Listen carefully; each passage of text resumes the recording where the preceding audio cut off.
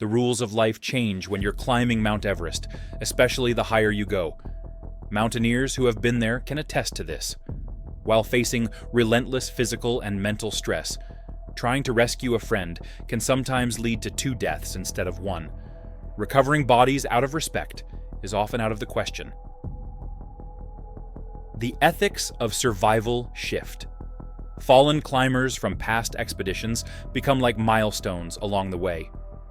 It's difficult to know what truly happens during a climbing disaster among teams of ambitious people, especially at 8,000 meters, where howling winds, hypoxia, dehydration, and exhaustion take their toll. Michael Elms, a professor at Worcester Polytechnic Institute in Massachusetts, told the BBC that the journey into this heart of darkness is haunting. One of the most chilling tales is that of Green Boots, the infamous body on Everest. The disaster in question occurred during a 1996 expedition of Indian climbers, of which only 1 survived. The most famous body ever to grace the peak was one of these climbers, whose remains are still on the mountain to this day. Known for his bright green footwear, climbers call him Green Boots. Crumpled near a rocky alcove, Green Boots lies with his jacket pulled up over his face, as if still shielding himself from the wind. His body serves as a popular marker for climbers ascending into the death zone on their way to the summit.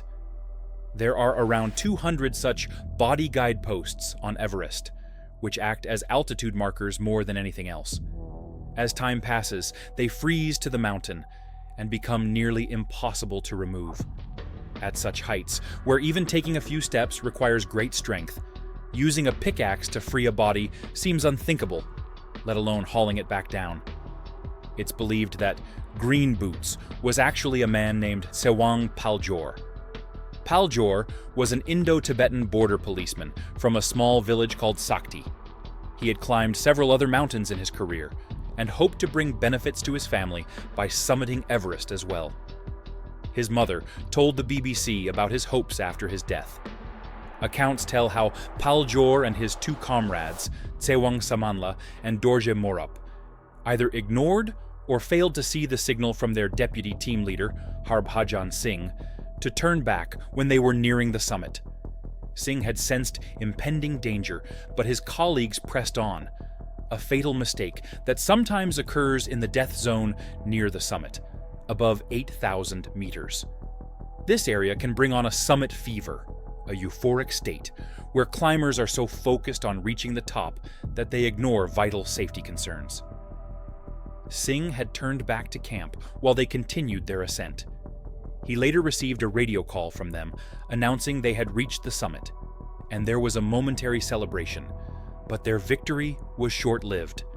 A blizzard hit during their descent, and they never returned. For about 20 years, Green Boots remained where he had fallen. Ambitious climbers came to recognize his frozen form, especially his boots, as a landmark, often having to step over his legs on their way to the summit. In 2014, Green Boots' body was respectfully moved to the lee side of the mountain, perhaps out of respect. Retrieving a body is possible for the mountain Sherpas, but it's both costly and dangerous. Over the years, the problem of climbers encountering bodies on Everest has led to some efforts to address the issue. Fallen mountaineers have traditionally been left on the mountain, meaning their bodies were either ceremoniously dropped into crevices, pushed down steep slopes, or placed under rocks. Meanwhile, the thousands of visitors scaling the tallest mountain in the world have taken their toll over the decades. Aside from the bodies, litter and human waste are also left behind. Guided tours have made the journey less of a true adventure and more of an ego booster for those seeking bragging rights. Some mountaineers suggest that the annual cleanup efforts, which have been ongoing since 2008, and led by mountain Sherpa guides, might be a more impressive achievement worth bragging about.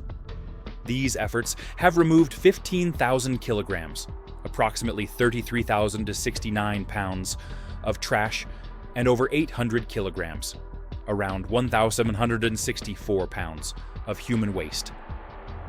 As climbers continue to push the boundaries of what's possible on Everest, the legacy of green boots serves as a cautionary tale of the price that can be paid for ambition and the unyielding power of the mountain.